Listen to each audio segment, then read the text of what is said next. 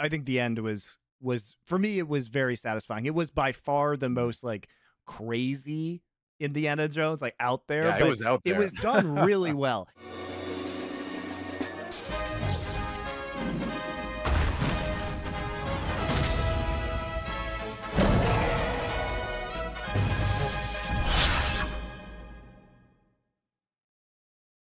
Nerd Legion is back this week. It is our first time discussing a film instead of a TV series.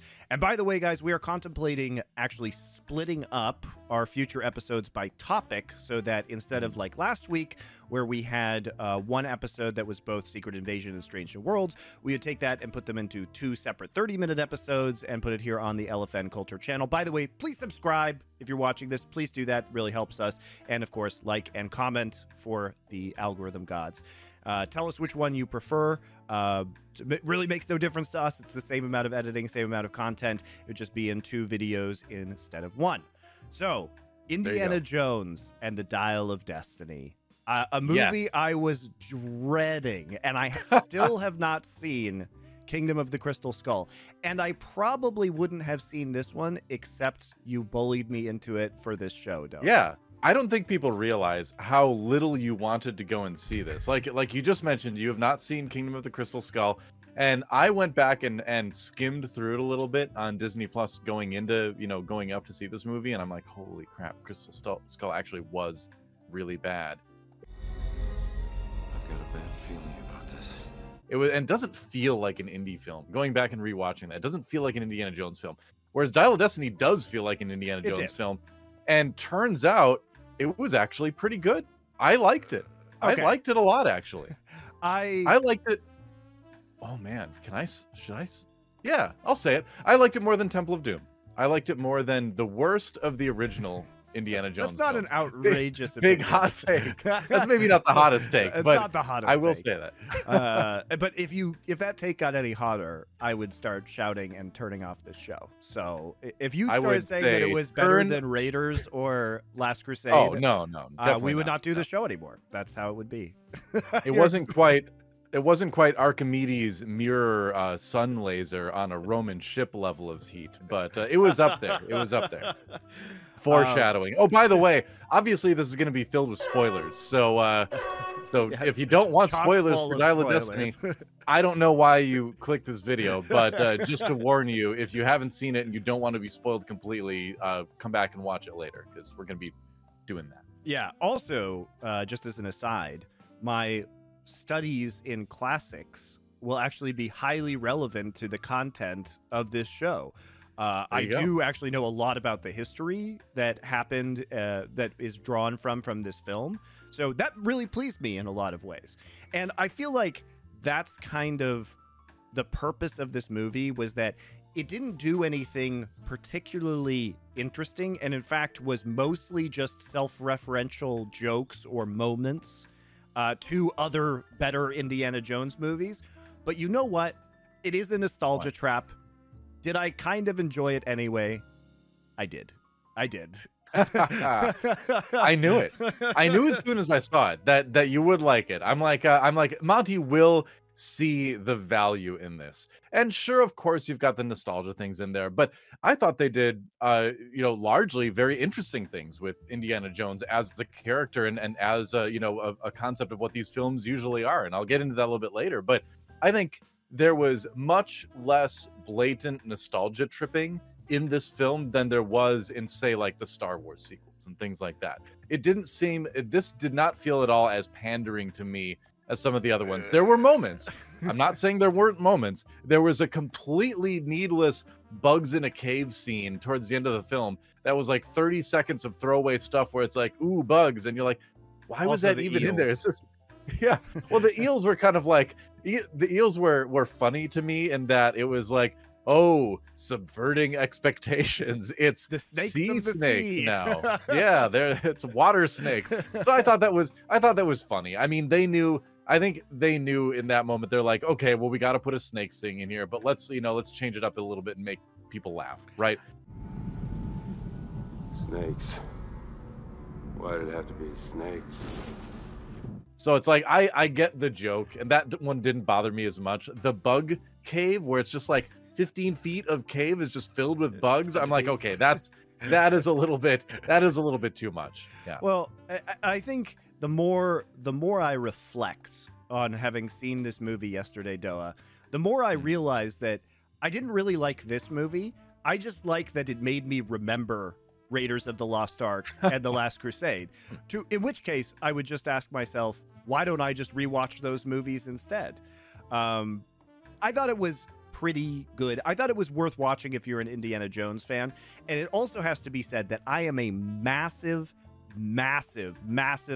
sucker for this genre of Lost World, tomb traps,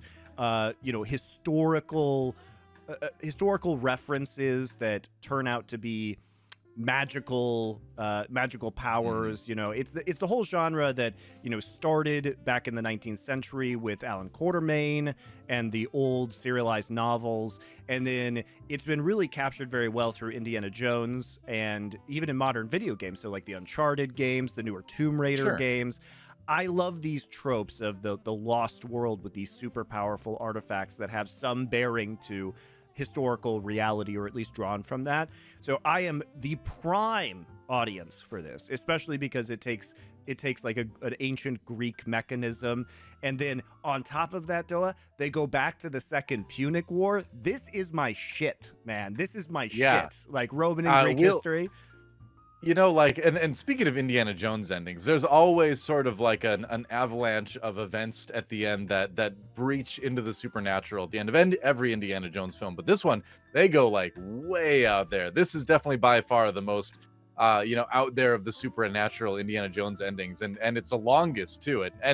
It's just fun. I mean, I feel like we're getting ahead of ourselves. I really liked it. Okay, so let's set up for those of you who may not have seen the movie yet and who don't care about spoilers. So that would be somebody like me, where I just don't give a shit about spoilers because it doesn't affect my enjoyment of anything. Which is the opposite of me. I care immensely about spoilers. I hate being spoiled. Way back to the Dumbledore, before the age of YouTube, I was spoiled by the Dumbledore kills or Snape kills Dumbledore thing. Dumbledore didn't kill anyone, he just got killed. Where I clicked a random link on like a website the day that book came out, and I saw that clip of the person yelling Snape kills Dumbledore at the crowd the day I was going to go buy the book. And then I read it and I was like, oh my gosh, I was spoiled. Snape did kill Dumbledore. Yeah. And I think that's what did it. That was the trauma of the pre-YouTube video that spoiled that Harry. I can't even remember which Harry Potter book it was. Like, what was it, 5, 4? No, it was the Why last am I one, asking you? I think it was No, it wasn't. It wasn't the last one. It wasn't the last one. He died in like the third to last or something, I think. Okay. Anyway, I don't care. We'll do the Harry Potter episode I think Harry later, Potter. But by the way, Doa, they are making a new Harry Potter show on HBO with new actors. So is it like? We're gonna have to do that on this show. It's not a remake, is it? Yes. It's no. Yeah, they're remaking the books, are they? They're remaking the books as a TV. Why? Look, man. We only need that many remakes for Spider-Man. he's the only franchise that gets that many remakes. They're starting to do this with Harry Potter now. That's crazy. Yeah. Look, I agree. I'm just telling you what's happening. And we will be watching it on this show whenever that comes out. And then you will hear the full Monty malding about how garbage Harry Potter is, and everyone will hate it. I had fun with the book, but anyway, we'll get to Harry Potter later. Apparently, probably a couple years from now. Dial of Destiny. So this one takes place. They had to find a different era, because obviously Harrison Ford has gotten old, and they did digitally de-age him in a kind of okay way. I was surprised at how well that worked. Good. It was really good. Can we before we get into the settings for this, can we just talk about that for a moment?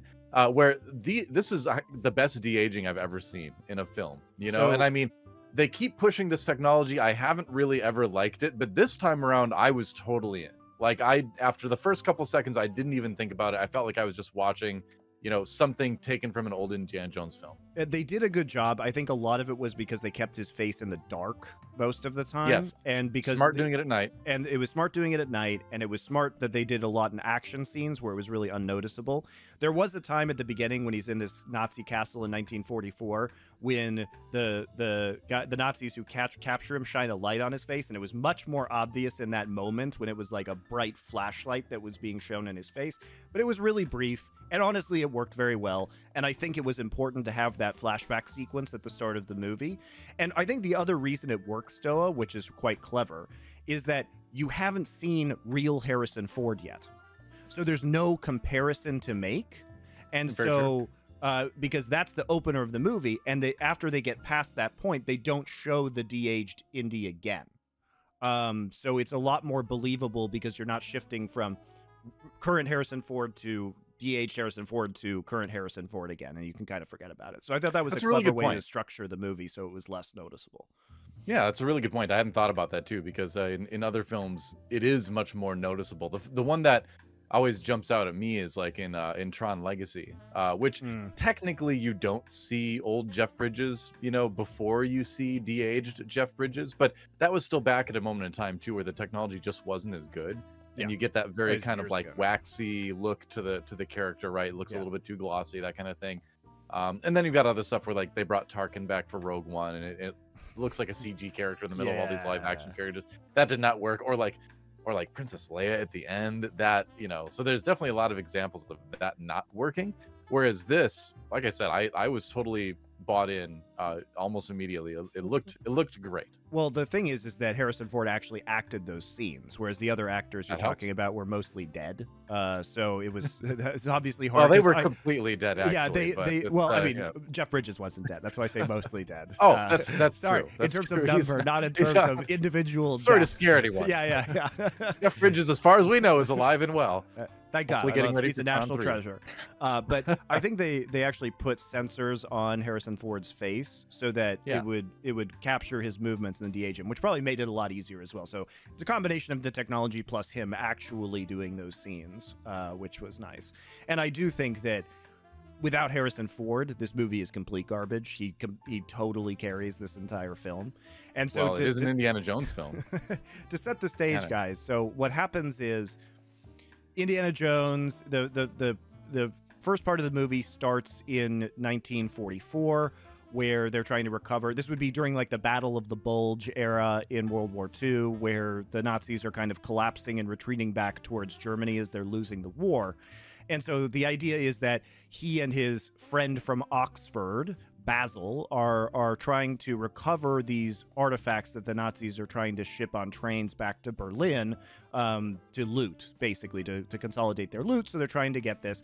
And they do introduce the Lance of Longinus, which is really interesting if you know about Nazi mysticism, which there's another history point that I can talk about that we'll get into in a minute. Then the film fast forwards to 1969. This is right after or during the Apollo 11 moon landing.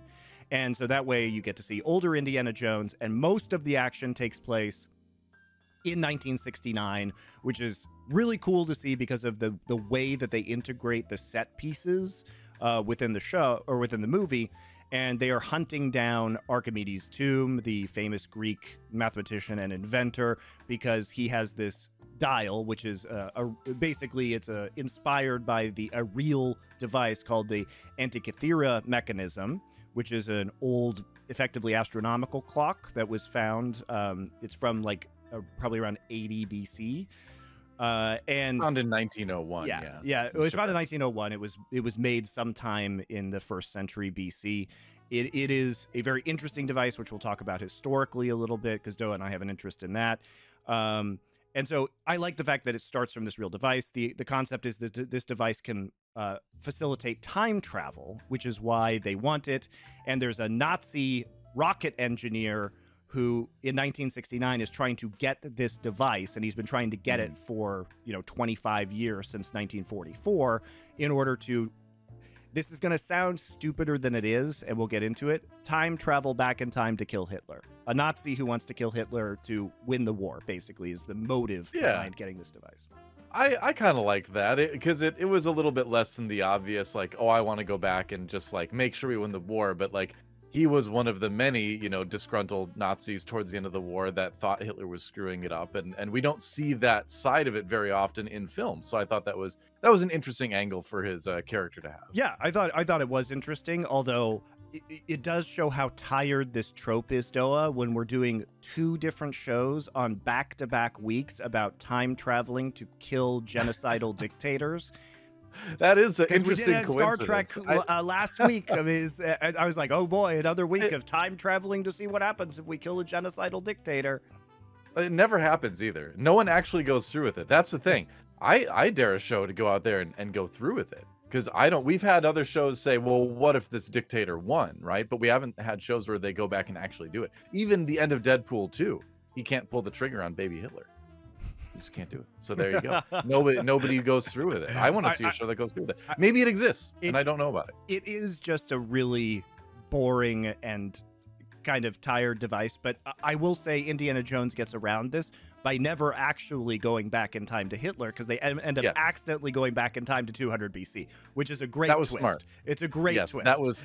That was very smart, because I was thinking the same thing in the end. I was like, oh, we're gonna have another like morality thing where it's like, oh, is it okay to kill this person? Blah, blah. It's like, because like you said, it is a tired trope. So when that became his agenda, I was like, okay, well, that's kind of interesting, but at the same time, I don't really want to see that play out. And so it was a big relief that we didn't have to see that play out.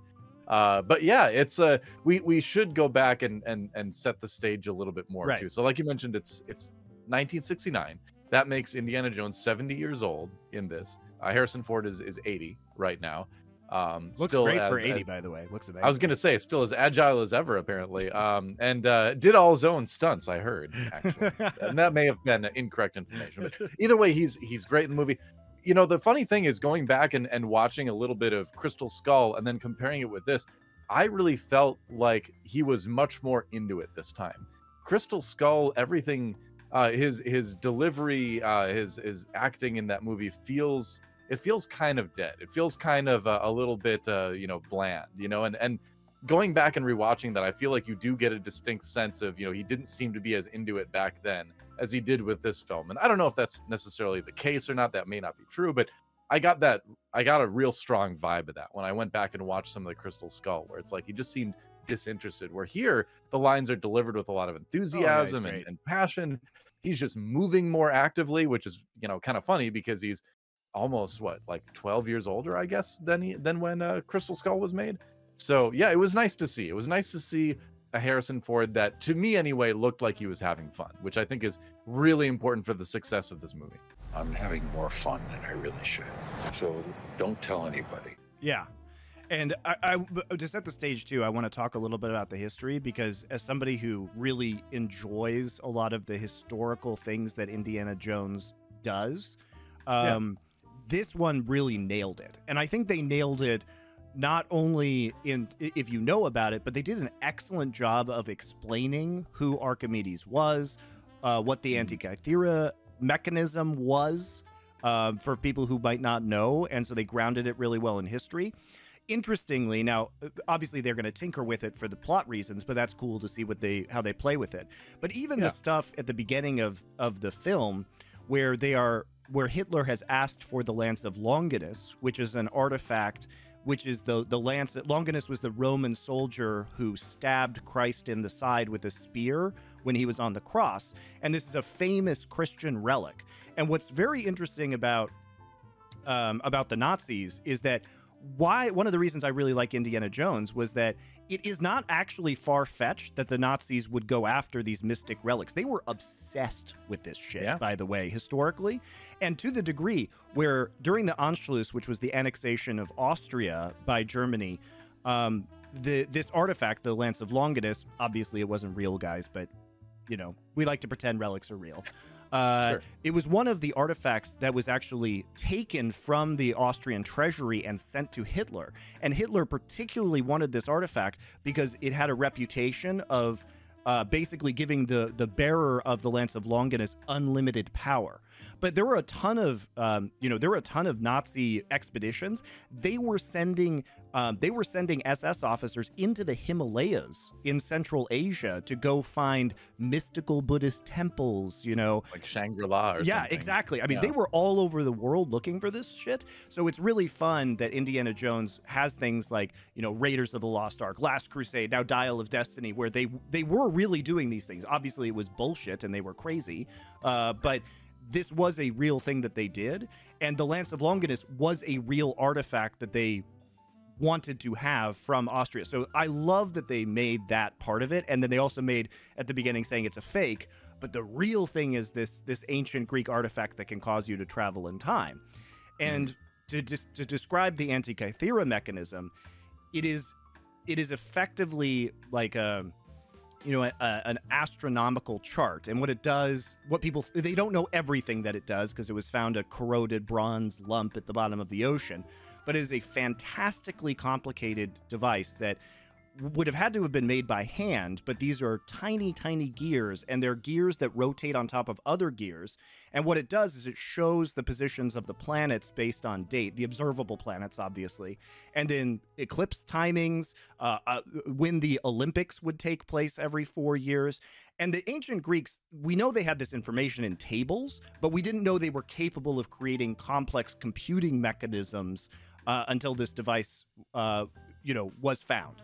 There were legends of this, and that's where the name Archimedes dial comes from, because Cicero had accounts of Archimedes making something like this. Now, this device was made hundreds of years after Archimedes, about 150, 200 years probably. But apparently they possess this technology, and so I think it's really cool because it stretches what is known historically, which is like, holy shit, the Greeks actually had insanely cool mechanical technology that we didn't see really again until the Renaissance. And it's like, but what if that technology was also like even more impressive than it is right now? And I think that thought process is really fun.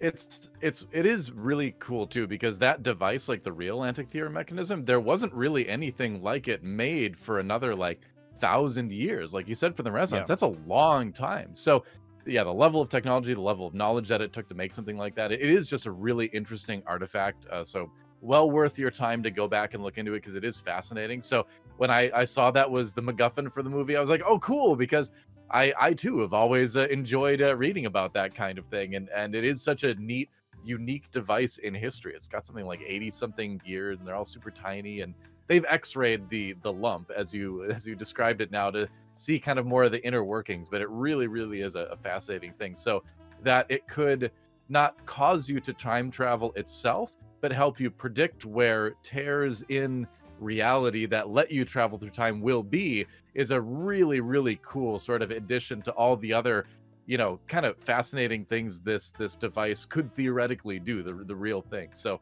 yeah, I do love that it stuck with the tradition, the Indiana Jones tradition, of taking these historical artifacts or rumored historical artifacts and attaching extra powers to them, right? Yeah. It's such a neat trope. Yeah, I totally agree. I totally agree with you. And also, it plays in so nicely to the other stuff they explained about Archimedes, because as an inventor, there are all these legends of things that he did. There are accounts that he had a bunch of concave mirrors that could light Roman ships on fire, because during the siege of Syracuse, so basically, Syracuse had walls against the ocean, so to prevent an amphibious assault, he allegedly had these grappling hooks that could flip over ships from the walls. And so it's caused people throughout history to do experiments to see, can I light a ship on fire with a bunch of mirrors, or an array of mirrors that are concentrated on one target? What would the claw of Archimedes look like if it could flip a quinquireme over or whatever, right? And so there's already these legends of Archimedes and his inventions that are also described within the movie in a lecture that Indiana Jones gives at Hunter College at the beginning, which is really cool because these things appear like science fiction in ancient history, and it's been up to the historians and other inventors to figure out, were they even possible? This goes into things like Greek fire, back in the day. What the hell was that? And so I do love what they did with the history, and I do think the inspiration of what the MacGuffin is and what the plot is here is really good. They did a really good job too of showing the changing times as well, where you know, in the earlier Indiana Jones movies, the students are hanging on his every word. You know, The girl who has "I love you" written on her eyelids. Yes, they're students that are literally infatuated with him, right? And then we jump to 1969, and the students are very disinterested. They only care about the moon landing. They only care about the current marvels, the current technology that's happening there, which is great because it also does kind of reflect that loss of interest in the classics that kind of happened between the earlier Indiana Jones films and then the, you know, rise of modern technology that sort of captured everyone's interest. So no, I totally agree. I think that, I think it shows really well the difference between the eras, because in the 40s, even the Nazis are super interested in the relics of the mysteries of the past. But by the time we get to 1969, what happens in the film is it's the celebration of the moon landing, and there's a ticker tape parade going outside in New York City, outside the college window where he's teaching, and Indiana Jones is giving this archaeology lecture on the mysteries of the past, including Archimedes and these devices we're talking about. His students haven't read it. His students are super tired and bored, and it's the focus has shifted from the mysteries of the past to the mysteries of the future, which is the moon landing and all this, you know, the marvels of the space age, which is also a very good characterization of the 1960s in general. I mean, that whole decade was dominated by architecture going into these crazy modernist and like sci-fi, you know, rocket ship trajectories. All the cars had the fins on them. Like it was completely all encompassing of that era. Science seemingly had no limits at that point. So, and that was very attractive to people, obviously. Yeah. So I think it was very fun to see kind of the societal shift that was affecting Indiana Jones and his own kind of enthusiasm as the era shifted, right? And to me, that was great. Now, what I was less in love with, though, was the character assassination they engaged in, where at the beginning of the film, Indiana Jones is kind of a sad sack alcoholic, which to me, the alcoholism is just completely unnecessary. Like he's putting like whiskey into his coffee in the morning, and he has boxes of Ballantine scotch just sitting around his apartment. And I feel we don't know he was drinking all of that, though. Those might have been bought as gifts for friends. we only saw a little bit. I do agree that there was a bit of that, but I liked that they didn't dwell on it. You know, there wasn't so much. Like, compare that with like Luke Skywalker in the Star Wars sequels, where he's just this really pathetic loser right now, and you're like, oh man, how do you turn to that? Whereas Harrison Ford as Indiana Jones there, he's clearly going through a tough time, but they don't dwell on it. He is still himself, you know. He's still Indy. He's just so Indy my in a tough question situation. is this: if you're not going to dwell on it, then what's the point in showing us that he's putting whiskey into his coffee at 8 a.m. and he's like going out in the afternoon and drinking a bunch of whiskey in a bar? The point I'm making, though, it's is an easy like way to make him look sad. I don't know. But we know he's sad because of the changing times, because he's getting older and he's had this adventurous lifestyle. He's gotten divorced from Marion, his love interest from Raiders of the Lost Ark. So we already know this, and to me, it was just kind of. It felt really bad to watch alcoholic Indy for me. Like it's not what I want from the character, and I feel it's super out of character for him. And because it didn't go anywhere, it just made him look pathetic for no reason, and I really disagreed with that. You know, it's funny because I didn't even think about that at all until you mentioned it. Like I felt like that was there and gone so fast that it was barely even like a blip for me when I was watching. Then why the put movie. it in? Is my question. Well, that's a good point. I think that's a good point, but at the same time, I don't think it's something that necessarily like it didn't bother me. So I would imagine there's a lot of people out there that probably didn't even notice. It really bothered me. It really bothered me. There you go. I don't think you're wrong, but I don't think it was too distracting either. But what was distracting was the entire subplot of him being supposedly framed as a murderer that was never really resolved, and it was never really explained why they would think he's a murderer in the first place. Because a plot going device, into right? it, Helena, who we find out is later his goddaughter, played by Phoebe Walker-Cates, shows up. She's there. Phoebe Waller-Bridge, yeah. Phoebe Waller-Bridge. Why did I say Walker? Who's that now? Who am I thinking of?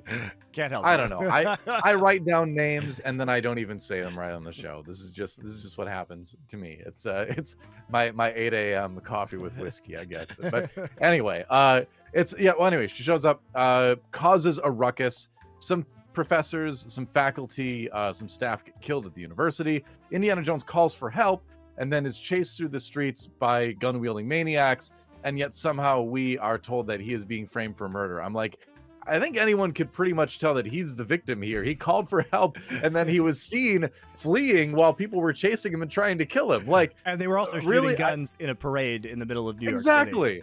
So I never bought the he's framed for murder subplot, So- and it was another thing that they kind of glossed over and never even really resolved. But I think there is me. a feasible explanation for this, which is that the CIA was working with the former / current Nazi rocket scientist. Well, clearly, yeah, Right. they had that one agent that was with his people. Yeah, they had the CIA agents that were there. So what they could have done very quickly is say that the CIA is framing him, which would have been plausible, right? Because they could have spun that into an actual, warrant for his arrest and the information they reported to the media. And also would not have been out of place for the CIA of the 1960s. Just gonna put that out there. That would have made more sense. So I think there was an explanation, but they just kind of, like you say, glossed over that. It didn't really matter. It also really didn't matter that he was wanted at all, because he still had to leave to go find the half of the dial. So there was still a motivation drove him to the for airport. him to leave. Yeah. He just got to go to the airport and buy a ticket and leave. So clearly he wasn't, America's Most Wanted at that point or anything. So I was kind of wondering that too. I was like, really? So he's like, I'm being framed for murder. I'm just going to hop in a taxi with my friend and go to the airport and just leave like any other normal person would, The murder suspects don't need to worry about trying to leave the area, apparently. So that was they definitely were like, oh, we forgot to completely edit that subplot out, I guess.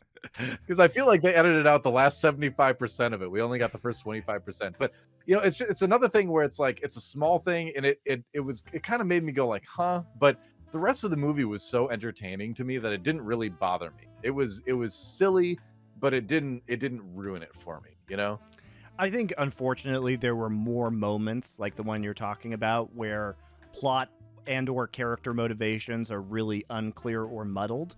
And to me, the biggest one is when Phoebe Waller-Bridge's character, Helena, right, she is trying to auction off. So the plot is they leave, she gets the half of the dial. There's another missing half of this dial. And she goes to Tangiers in Morocco to try and auction it at an illegal auction, for antiquities. But the problem with this is that we know she's in debt and we know she's ethically questionable, so she wants the money. But if she wants the money, the problem, Doa, is that she knows where the map to the second half of the dial is, right? Yeah, theoretically. So if you wanted money, why wouldn't you go get the second half of the dial and either time travel to make money or just sell the entire thing together?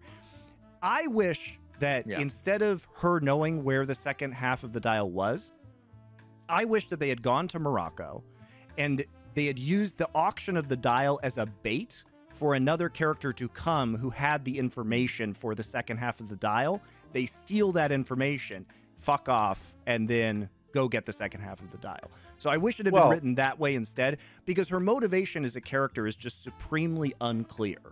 Well, you know why they did that, right? The reason they did that, the reason that whole scene exists, is so we can have a third party involved in the chase scene, so that we don't have yet another chase scene with Indy and then the German bad guys, right? They needed to make it a little bit different. The third party involved in the chase scene if the third party has the other information about the dial. That was their way of setting it up. That was just the way they chose. My way is better. My way is a lot better. I'm not disagreeing with you, but I think that's the reason they did it. I think it was a way for them to introduce, we'll call him medium height round.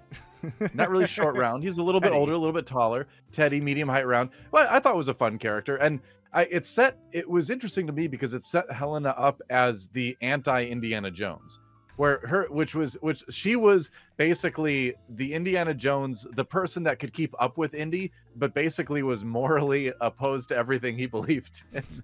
Which I thought was an interesting pairing, where it's like, here's the Indiana Jones that wants to just like get stuff and sell it. Doesn't think anything belongs in a museum. And she also has a sidekick, like street urchin kind of type that she found. I mean, it was a call back to Short Round for sure. But the problem, Doa, is that she's just dumb. because she's not even doing the things that are in accordance with her own motivation. Like I said, if she wants to make money, it doesn't make sense to sell half the dial. It makes sense to either time travel and just go rob people with modern technology. I don't know. That's what I would do. Or just sell the entire time bandit. Yeah, Time Bandit. Wait, a great wait a Terry second. Gilliam movie. Also, they're turning that into a TV show. God help us. Oh boy. But I just think that her motivation doesn't make sense if she wants to make money, because she's literally not doing the things that would make her the most money. And also, Sure. I just have problems with her character from a fundamental level, because she is either, there's only two options of what she could be, which is a complete sociopath, which means that she wouldn't have the character arc of redemption and trying to save Indy at the end. Or she can't come from the background she comes from, because clearly, like, she cared about her father's work, who is Indy's old colleague. There's no indication that he was a bad father and she's trying to work through some issues in order They say he went a little bit crazy in the end. Yeah, but we saw the flashbacks. We saw the flashbacks where he was obsessed with this thing, but he wasn't being abusive in any way towards his daughter as a result of this. So one wonders how she turned out this way when her entire background was having an Oxford professor, archaeologist father who truly believed and cared about this thing, because it would make much more sense for her to deeply care about finding this artifact in order to honor her father rather than selling it. Like, it just, her motivations were supremely unclear, and her own character background doesn't lead into her behavior unless she is, like I said, a complete sociopath, which then doesn't lead to a satisfying conclusion where she could feasibly change her ways to become, you know, the thief with the heart of gold. And the other thing that really struck me, Doa, is I've seen this this character arc in another movie with Harrison Ford, played by Harrison Ford. She basically is Han Solo in A New Hope, and Harrison Ford is Luke. It's weird. It's weird to see them like reverse roles like that. I did have that thought as well. Yeah, that is interesting that she has this kind of Han Solo-esque kind of redemption arc too. But you know, I think a lot of your assumptions are assuming nature or nurture over nature, right? Where she comes from this background, these surroundings that should have shaped her into this person, but she became this other person. That's a big assumption to make, that your surroundings will always shape you in a certain way. Maybe she could have a psychological with disorder. The world. That's, I mean, maybe there's a lot of reasons. Anyway, the point is she's basically the anti-Indiana Jones, right down to having the child sidekick, and that's, I thought that was fun. I feel like this is something I should dislike, but instead I really enjoyed it, because the other part of this thing is that this entire movie, debate, man. Well, no, this entire movie, though, if you think about it, this entire movie is about reminding the character of Indiana Jones that in this era that seems to have left him behind, he is still important and he still matters. That's really the theme of the movie. So to give him this person that is so much like him and yet has gone so wrong that he can sort of steer in the right direction is another big component in showing Indy that he's still important and he's still needed, right? Which is the main theme of this movie, you know? And which I think was a very, you know, kind of nice send-off for Indiana Jones, because I'm assuming and praying that this is the last Indiana Jones film ever made. We don't need any more. That was a very nice ending of the series. You don't need to do it again. It's okay. We don't need a spin-off. Let's leave Indy in the past and make new stuff. But anyway, going back to that, I agree that I agree with all the things you said, but for the purpose of what they wanted Indiana Jones, the character, to experience in the movie, I think she was pretty perfect for that. Yeah, so, my point is that it could have just been, I agree with you that part of it, but again, her selling the half of the dial motivation just literally makes no sense. That was one of the worst scenes in the film. The whole, like, because I was confused too. I was like, wait, why does she want to sell it? It doesn't make why sense. Is she Even selling if she's this? if she was obsessed with money, she still wouldn't sell it. She still wouldn't sell it because she knows how to get the second half. So that was dumb. And then I agree with the rest of it as her being a foil to Indiana Jones is interesting in theory, but it just doesn't line up with what they set up her backstory to be, which that makes her character feel rather contrived, in my opinion. Well, I suppose you could take what you're saying and then say, well, they didn't really give a good reason for her to have this shift in personality. Of course which I think that's reasonable. But they did do a good job of having her character develop during the course of the movie. So I will say that, you know, the pacing of her changing her mind was gradual. You get to see kind of the all in on money at first, and then she pretends to be all in on money while they're escaping from Antonio Banderas, who's randomly in this movie as a Spanish diver, escaping the ship because she pretends to want the money, but then actually helps in the, you know, they plot an escape together. So you get to see in increments her changing, which I thought was well done.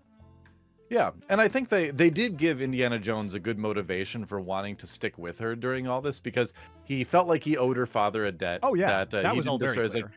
And he felt like he could help her too. So at least on that side of the motivations, it was very clear why Indy would put up with this person that, again, is basically the antithesis to everything he is. You know, I kind of wish. Here's another plot point that I would have probably written into this. In order to make her motivations make sense, I would have actually had her father pointlessly die in his quest for the dial, so that in a way, her own quest for the dial is an attempt to destroy the thing that destroyed her father. And I think that would be a much more compelling motivation for her, right? Yeah. So I'd watch that. Yeah, there's just other stuff you could do. But as you talk about with Short Round, I mean, this is just a laundry list of nostalgia bait, right? So let's go through it. First off, starting the movie, 1944, looks almost identical to the castle that Sean Connery and Harrison Ford were in Last Crusade, the Nazi castle, right? There's one angle at the beginning where I'm pretty sure they used the same camera angle at the beginning of Captain America, actually. Oh, really? I didn't go back and watch the beginning of Captain America, but I thought that's the same castle. I might be. I got to go back and look because I don't know for sure, but I'm pretty sure I've seen that exact shot before. So think about this. So we have the basically the same style of German castle that Indy and his dad are in Last Crusade. Yeah. We have a train chase sequence, which is straight out of previous Indiana Jones movies when he's on the zoo train. Done in a very different way, though. I'm just saying the tropes are all there, DoA. We have there were trains involved. We have the Nazi motorcycle sidecar chase also from Last Crusade. That is true. We have a return to an exotic Middle East location historically. I believe it was Cairo it was Cairo in later Raiders of the Lost Ark. We literally have callbacks to very funny or iconic moments, such as when Indy shoots the guy in Cairo who's spinning the sword around, which, by the way, that was supposed to be a fight scene, and it was ad-libbed by Harrison Ford, and they thought it was so funny that they just kept it in. So that was an accident that scene even occurred. And then in Dial of Destiny, when he's in Morocco in Tangiers, he's the one who pulls out the whip and everybody points guns at him. So it's literally just nostalgia bait going back to something that's why this is contrived. Okay, hold on. No, wait, I'm not done with my list. Okay, all right. Finish your list. Yep. Okay. So you have the Moroccan environment, right?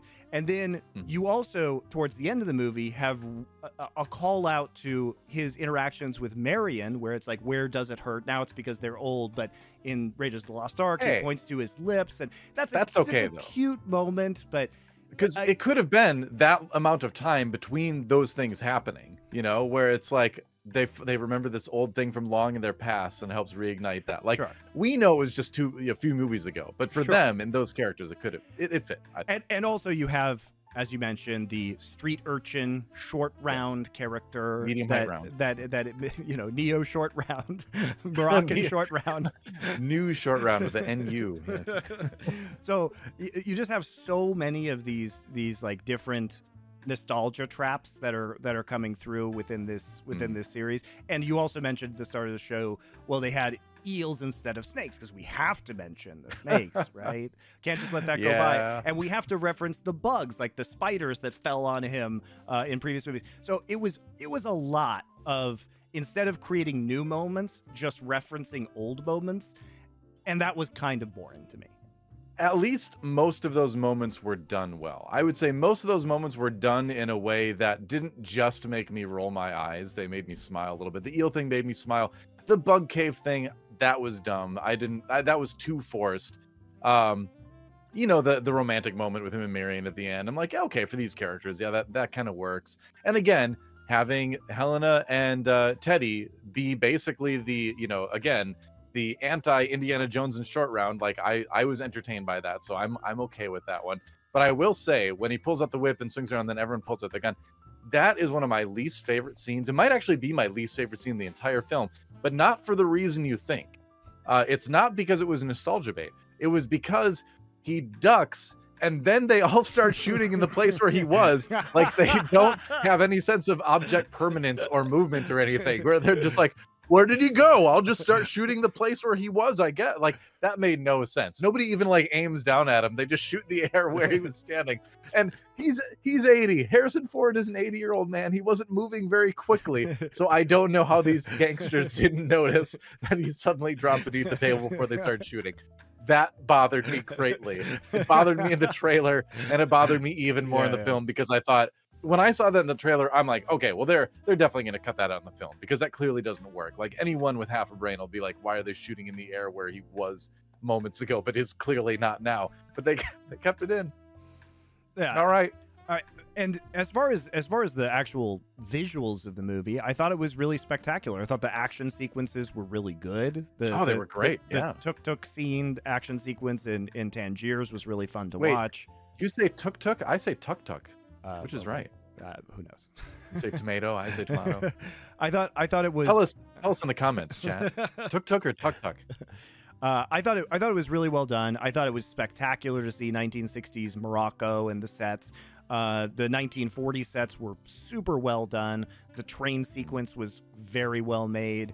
All the action felt really authentic, and even though it wasn't directed by Steven Spielberg, it did feel like it was directed by Steven Spielberg in terms of the shots. Were very faithful to the original movies. And it was James Mangold, by the way, who directed it. And he also did Logan too, which he's apparently become the person, the go-to, because he also did Walk the Line, the Johnny Cash movie. So he's the guy to go to when you want an old troubled man to have his last adventure. He's the closer. he is the closer. He's the closer for all these beloved characters, and Johnny Cash, who is a real person, who is now gone. But either way, he seemed like a good choice for it. I agree. I did get a Spielbergian sense of cinematography, for sure, which was very distinct in the old Indiana Jones films. Yeah. Not as much in Kingdom of the Crystal Skull, but we'll kind of forget that one. He also did Ford v Ferrari, and probably one of my favorite movies ever, which is the 2000s remake of 3:10 to Yuma. I haven't seen that with either. Russell Crowe and Christian Bale, the Western. Super good. Yeah. And also the acting in this movie, very good overall. I think Mads Mikkelsen absolutely slays it as the villain, the Nazi rocket scientist. Oh yeah, he's great. But all the acting I thought was really well done. Harrison Ford just is so great again as Indiana Jones, and feels really, really comfortable, as you say, and quippy and natural in this role. I think for me the most fun part of this movie was the end, as we talked about. They end up time traveling back to 200 BC during the siege of Syracuse by the Romans in the Second Punic War. So historically, what was going on is the Second Punic War was the war between Carthage and Rome, where Hannibal was involved. But while Hannibal was off rampaging in land battles in Italy at the time, this is when he had crossed over the Alps with the elephants. There was a city-state, kind of a separate kingdom of Syracuse that was Greek in origin. And the First Punic War had actually been fought over control of Sicily between Carthage and Rome. Rome had won, but they still had this independent state. And Syracuse actually switched sides in the middle of the Second Punic War from Rome to Carthage alliance. And so that's why the Romans were attacking it, because it had opened up a new front in the war. So it's really famous battle. Archimedes was actually killed in that battle historically, even though the Romans said very distinctly, do not kill Archimedes when you take Syracuse. He got shanked by some random Roman soldier.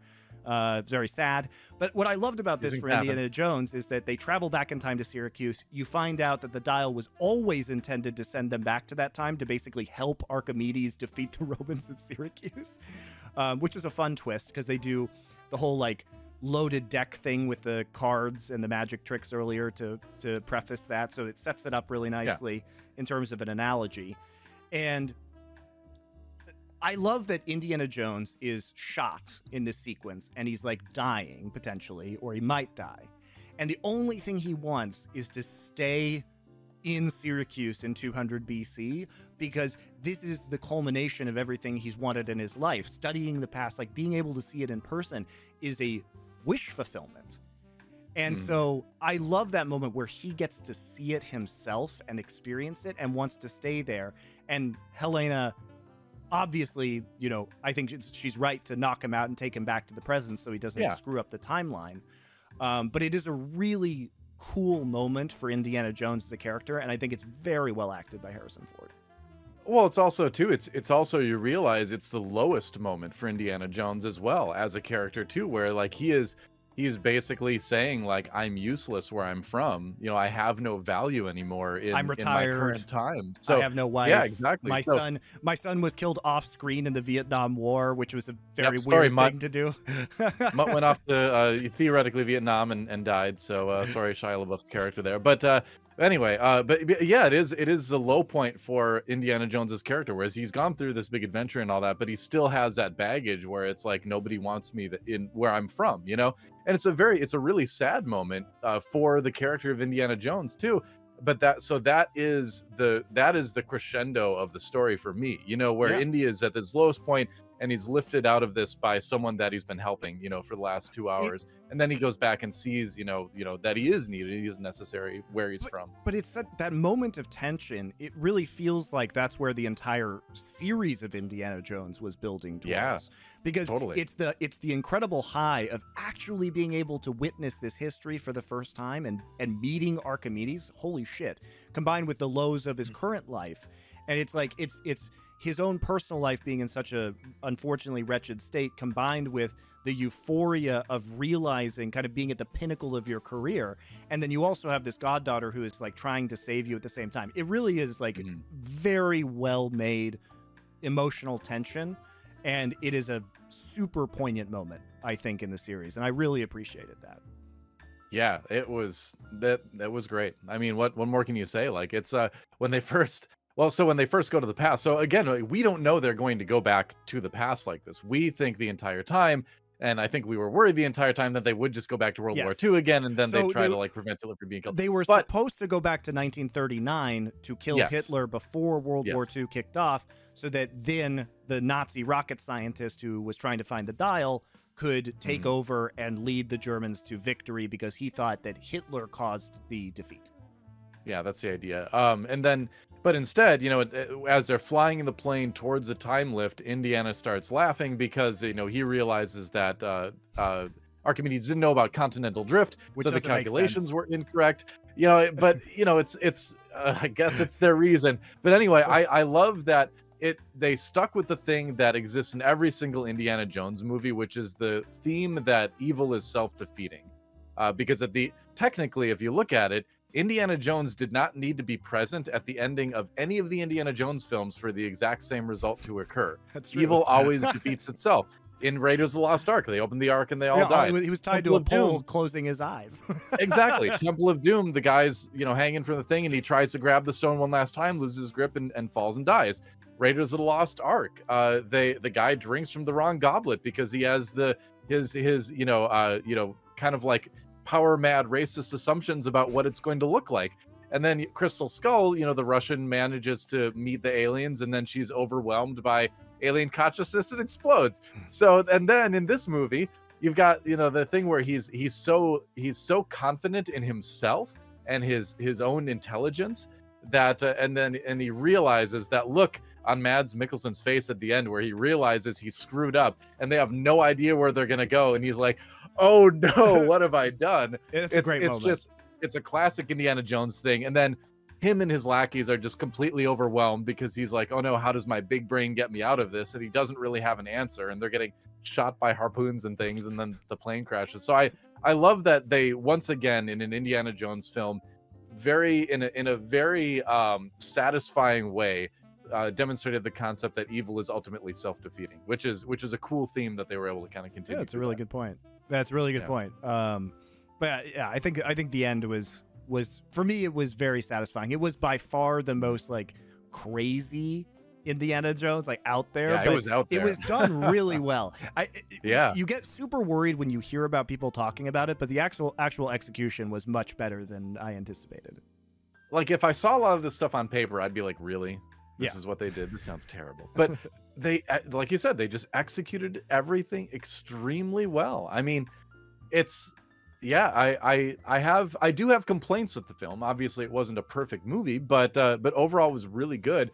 I think where it failed the most, where it didn't succeed as much as other parts, were like kind of during the middle. The middle of the movie, kind of like stuff happened, and there were okay moments here and there. But I thought the whole thing with Antonio Banderas's character, Ronaldo, I think it was, you know, he didn't need to die. I feel like we didn't need that little extra emotional baggage because it wasn't really addressed. You know, Indy did mention like, oh, my friend just died, but that was it. You know, that's all we really got. Well, we didn't know who this guy was, right? Yeah, exactly. And so we didn't feel bad about Antonio Banderas dying. I think that scene could have been just as good, if not better, if he would have escaped with them. Why couldn't he just escape with them? There was zero reason why he couldn't have just gotten through that and gotten on the boat with them to get out, right?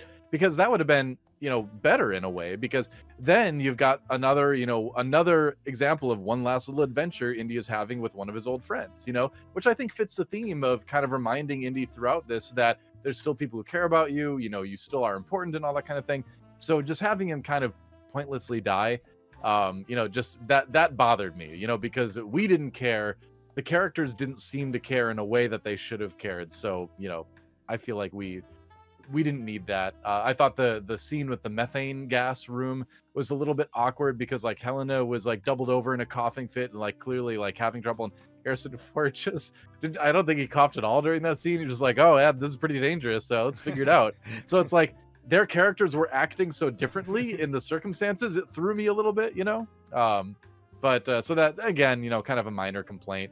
One of the best things about the film is one of the best things about any Indiana Jones film, which is the John Williams score. Oh yeah. It was incredible as always. And it was neat. It was neat for me because a little bit extra because I went to the Hollywood Bowl last year to see John Williams perform for his 90th birthday.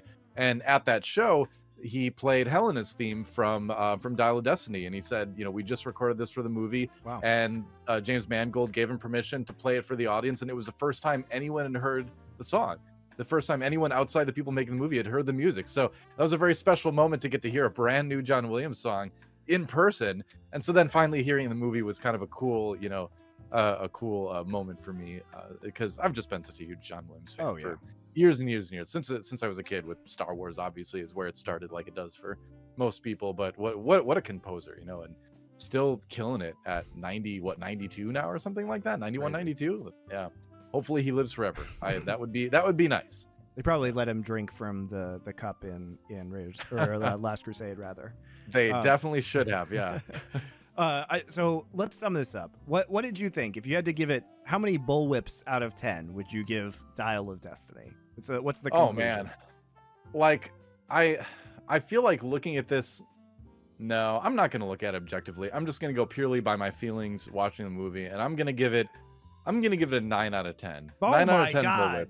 bullwhip. Yeah, I'm giving it a 9 out of 10 because wow. It's 9 out of 10 bullwhips, not followed by randomly shooting into a space where Indy used to be. Like that's not part of this thing at all. But I just had a ton of fun watching this movie.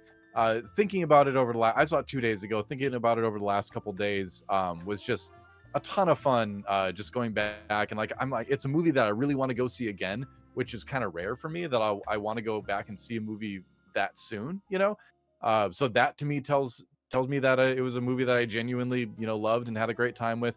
So 9 out of 10 was great. Interesting side, like DoA anecdote here. When I was born back in 1983, the very first date my parents went on after I was born was to go see Return of the Jedi in the theaters. And this ended up being the very first date my wife and I went on after the birth of our first child. So was going to see a movie with a John Williams score and George Lucas characters and all that kind of stuff. So that's a side thing, but that was kind of neat for me too. You both saw the third best movie in the respective franchises. Yeah, but that's okay because it's being the third best Indiana Jones movie still makes you better than the vast majority of movies. So that's okay. There's no problem with that. So I just had a ton of fun. I thought the ending was great, where it was almost a little bit of a curtain call to bring, you know, to bring everyone back in, bring Marion back in, bring, oh my gosh, why am I? Sala? Suddenly free. Sala. I wanted to say Shala, and I'm like, I know Gimli. that's not right. Bring Sala back again. Yeah, John Rhys Davies, of course. He's always fun to see in everything he pops up in. So bringing everyone back, you know, if you notice too, he very subtly moved the magnet off of her face on his fridge when he saw she was there. So which is funny because of course she's been in and out of the apartment a bunch of times when he's been lying there, so she's probably seen it. But that the fact that he still does that is a nice little touch in the film. But so I thought that was a really nice send off, and it was such a great ending where it's like he's still important, he still has friends. Sure, his big adventuring days may be over, but there's a lot to stick around for, you know, which I think is just a good lesson, you know, and a good theme, and I hope it is the last Indiana Jones movie. I think that was a great ending to the character. So let's leave it there, Hollywood. Well, please, please, let's leave it there. Here's what's gonna happen. Begging you. Here's what's gonna happen. Please. Yes. Short Round has now won an Academy Award from being in Everything Everywhere All at Once. So now here's what's gonna happen. Yeah. Here's what's gonna happen. They're gonna get Short Round, Helena, and new Short Round together in a spin-off movie. That's what's gonna happen. They absolutely did set it up in a way that you could have Helena and Teddy go off on their own adventures, and she can be the new old Short Round. With old Short Round. Yeah, remember, I mean, they'll have him. He'll have a cameo kind of thing. I think. I don't think they'll make him a main character. I don't. Maybe they would, but I feel like he'd be more of a cameo kind of Sala guest appearance kind of thing. But please don't. I mean, the thing, it's not that they couldn't do a good job with it. You know, it's not that the characters of Helena and Teddy are bad characters. I thought they were good characters, and I'm sure they will go on to have many adventures off screen, but we don't need that. It's what we've said for years and years and years at this point, where, you know, I want something new. You know, let people with new ideas make new Indiana Jones. Let's that's, I think, to talk about the you know, media, film and television industry overall right now, where I feel like there's going to be like kind of a cultural black hole in entertainment right now, where there was so little opportunity for new things to really come up, that people are going to look back on this time and they're going to be like, well, that was kind of tragic that everyone just felt enslaved to these old IPs that they felt like they needed to keep dredging up again. And sure, I'm having fun with some of the new Star Wars stuff and some of the new Star Trek stuff and all that, but it's all it is. You know, let's get something new. Let's get some new ideas in there. You know, maybe the new Star Wars-esque, who's the guy that did the DC movies? Zack Snyder. He had a movie that he was making that was supposed to be like a Star Wars thing, and then it got canceled, so now he's like retooling it into his own sci-fi franchise. Like maybe that'll be a good thing. Bring back Chronicles of Riddick. Very, you know, silly movie in certain regards. About new IPs immediately once a 20-year-old IP coming back. Okay, DoA. No, but that was unfinished though. That was unfinished. And my point is that was a new science fiction world that was very ambitious, and they had a lot going for it.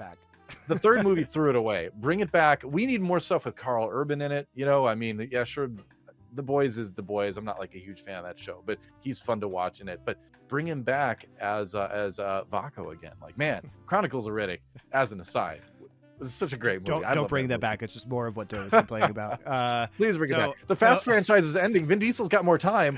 Let's bring it back. Forget Triple X. Bring back Riddick. Complaints about resurrecting franchises immediately wants to resurrect a sci-fi franchise. Okay. Anyway, I'm gonna give this 7 bullwhips out of 10 because that's a lot for you. Because look, like I said, I'm a sucker for this in particular, and even though it did feel it was a lot of a nostalgia trap, and ultimately at the end of the day my takeaway wasn't that there were a lot of cool and unique moments. I thought the ending was good in this one because most of the rest of it was just callbacks to previous Indiana Jones movies, which again, as an Indiana Jones fan, I appreciated, but it wasn't memorable as a standalone film in many ways. It was only memorable in relation to other Indiana Jones movies, which maybe you want to cap off this series, but that doesn't make it as good as the previous iterations of the franchise. Although I do agree with you, it's better than Temple of Doom.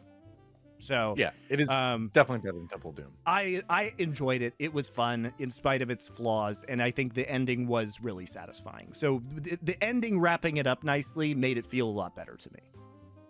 I hope the viewers out there appreciate how rare this is, that Monty is speaking favorably about a movie like this. This is, I don't think people understand how rare of a circumstance we're witnessing here. This is almost unheard of, but I'm glad I got to be here for it. I thought you'd like it. It's just because, you know, we missed opportunities to do The Expanse on this show, or things that I really fucking like. Sure. Hopefully we'll get one of those in the future.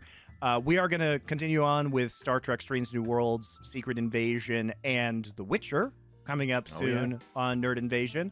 So that'll wrap up our stuff on Dial of Destiny. We'll see you Nerd next week. Legion, by the way. Nerd You got the Legion. name of our show wrong. Oh, I it's not did? Nerd Invasion. I said Secret Nerd Legion, Invasion. he meant to say. Nerd Legion. Yeah, I know what I'm doing. Bye, guys. We'll get it eventually.